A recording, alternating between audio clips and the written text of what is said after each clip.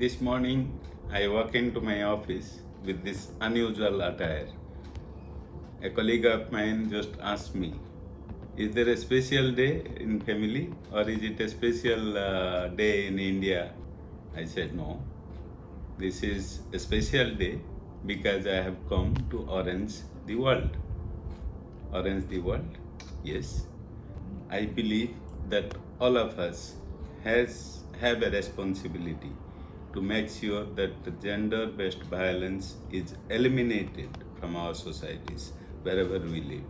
We will have to do our bit and make sure that we put an effort to end all forms of violence against women and children.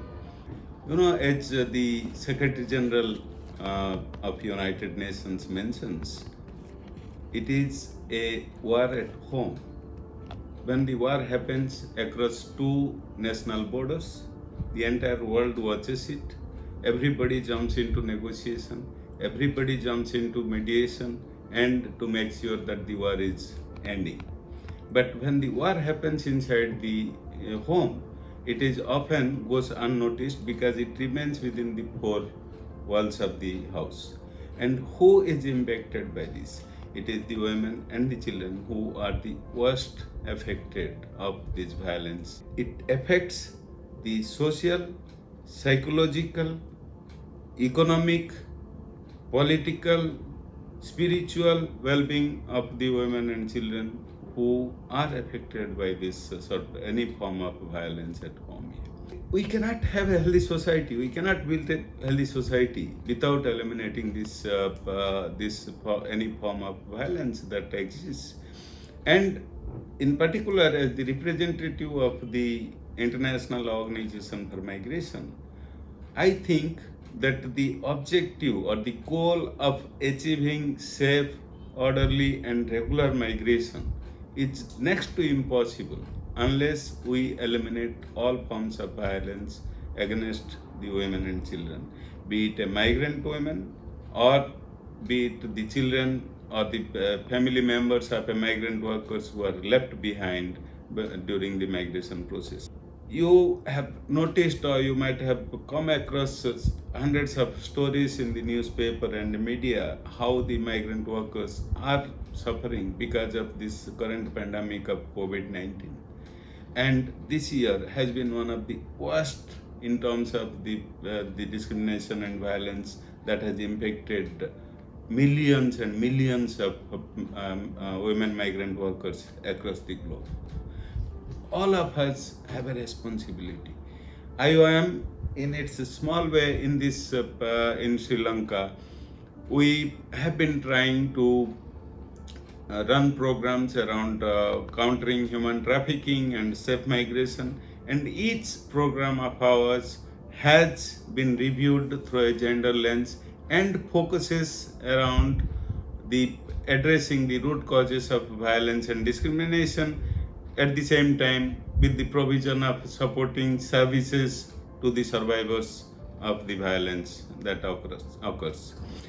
In this country, we run two hotlines, especially you will see the hotline numbers on the screen, where our professionally trained counselors and staff are available to pick up a call if you encounter something or you come across somebody who is suffering. Please direct them to reach out to those hotline numbers. I am very proud to tell you that the government of Sri Lanka a few years back had taken a very progressive decision of establishing a women and child desk in each of the police stations. So the easiest way is if you come across somebody who is encountering or if you are a victim of the gender-based violence, or you please reach out to those women and child desks in the nearest police station, and you will be definitely getting proper assistance and support in addressing your challenges. IOM feels privileged that IOM was involved in training the officials who were assigned to these desks at that point of time. All countries across the globe has been witnessing this problem, and Sri Lanka is no exception. But as responsible citizens of the country, as responsible professionals working in this country, each one of us have a responsibility to address the issues of gender-based violence, and we can do that. As you know, this is the period of activism against gender-based violence. I mean, which the UN and the civil society network across the globe celebrate, observed between 25th November and the 10th of December, and we are in the middle of that. And now you make a promise that as a responsible citizen, you will try to raise your voice against any form of violence against women and children that comes across to your notice, and also try to disseminate this message, and also feel do whatever little you can do in your personal capacity or professional capacity to eliminate this crime, whether it is in the public transport, whether it is in the workplace, whether it is at home, whether it is in a market space.